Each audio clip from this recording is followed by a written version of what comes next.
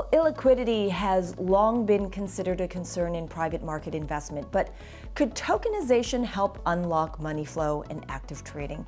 Who better to ask about the potential tokenizing the world offers than Henry Chong, CEO of Fusang. Fusang aims to reshape investment markets with blockchain technology, and it's great to have you with us, Henry. Great to be here, Angie.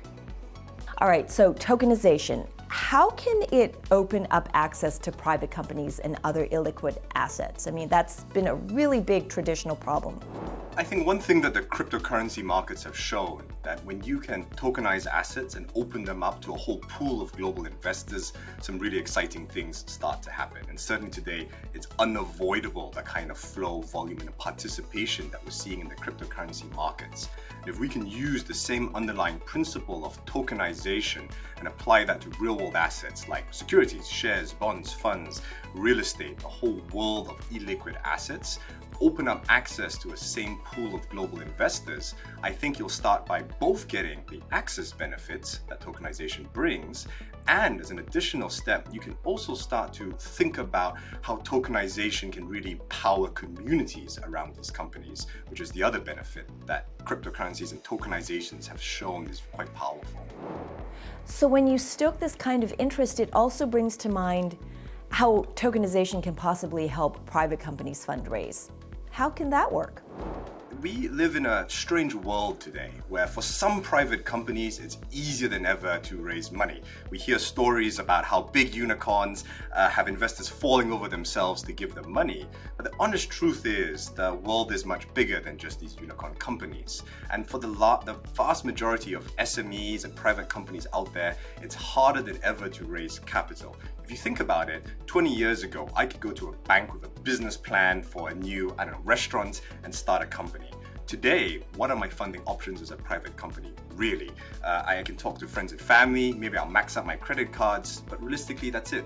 Banks aren't going to lend me money. VCs they only invest in super high growth technology companies. And again, I think by being able to tokenize these assets and start to think about how can I offer these to a company's stakeholders, the people who already use my products as a company, my customers, my suppliers, the people who care about my company, and figure out how I can turn some of these stakeholders into shareholders, I think that is a unique and powerful source of funding for private companies.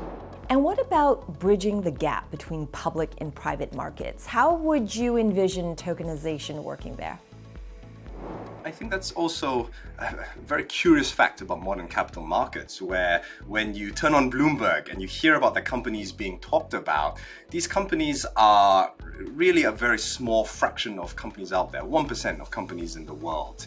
And these don't always reflect the reality of the companies that we have all around us. And we hear stories about how bond yields, real interest rates are 0%. And again, there's too much money out there. I hear investors complain all the time that, there's too much money and the risk-free rate of return is 0.